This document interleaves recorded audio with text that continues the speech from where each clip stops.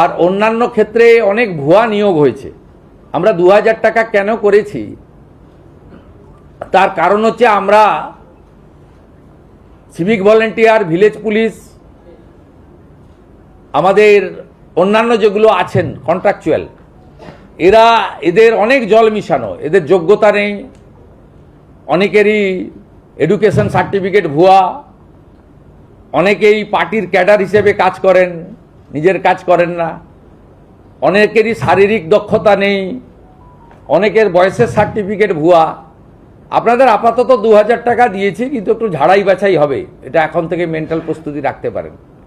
ছাঁটাই হবে না, কিন্তু ঝাড়াই বাছাই হবে, এটা একটা মাথায় রাখতে পারেন। তারপরে সঠিক লোককে সঠিক দেব। এতদিন এনভিএফ এবং হোমগার্ডরা বঞ্চিত হয়েছে আগের সরকার থেকে, মাত্র 12,000 টাকা করে বেতন দেয় তাদের।